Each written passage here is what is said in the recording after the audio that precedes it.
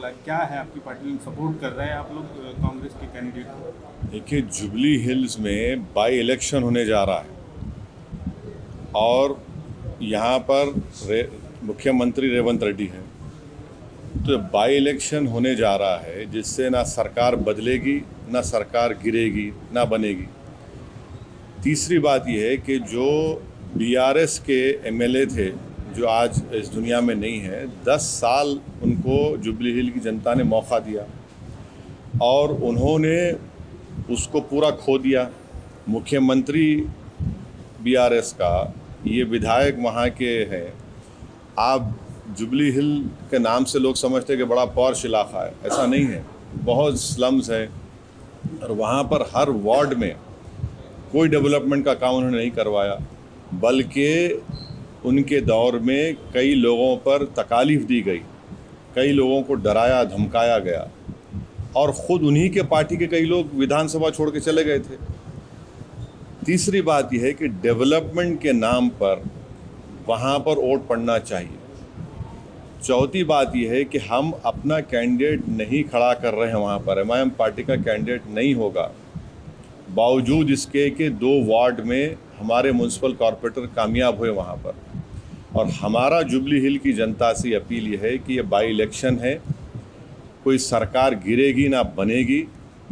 हम जुबली हिल के 3,98,724 वोटर से ये अपील करते हैं कि आपने 10 साल बीआरएस के एक उम्मीदवार को मौका दिया। वो बीमार थे 2023 के विधानसभा के चुनाव में और बीमारी की हालत में भी गैर ज़रूरी बीआरएस ने उनको अपना कैंडिडेट बनाया, मगर अब की बार वो एक जुबली हिल की डेवलपमेंट के लिए तमाम वोटर से अपील कर रहे हैं कि वो एक नौजवान नवीन यादव को अपने वोट दें ताकि वो जुबली हिल में डेवलपमेंट ला सके। नहीं, सुन, फ़र्क है कैंडिडेट। सवाल ये उठ रहा है, सुन, सवाल उठेंगे, उसका नहीं है, मगर आपको पार्टी का जो फैसला है वो सुना रहा हूँ। पार्टी का फैसला यही है।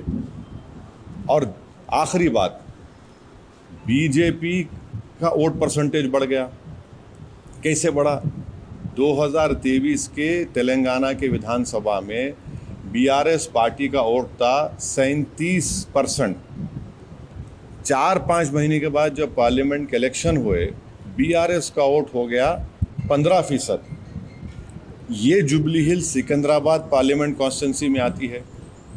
आप यकीन नहीं करेंगे कि 16,000 वोट मिले खाली बीआरएस को, 70,000 वोट मिले बीजेपी को, 1 लाख के करीब मिले दानम नागेंद्र को। 7 विधानसभा जो तेलंगाना के पार्लियामेंट क्षेत्र में आते हैं, 7 में से 2 पर ही जीती कांग्रेस।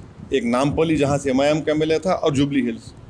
तो ये जनता को ये देखना है, बीआरएस का वोट गिर चुका है, बीजेपी का वोट बढ़ा है और इसीलिए पार्लियामेंट के चुनाव में एक भी एमपी बीआरएस का नहीं कामयाब हुआ है।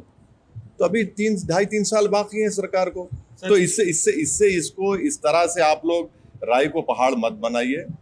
जब विधानसभा के चुनाव 2028 में होंगे, आप देखेंगे एमआईएम जुबली हिल में क्या करेगी। सर, लेकिन अभी सवाल ये उठ रहा है कि आप जो है बिहार में कांग्रेस को हराने की बात कर रहे हैं, यहाँ कांग्रेस को सपोर्ट कर रहे हैं। नहीं, देखिए, तो ये अच्छा सवाल है।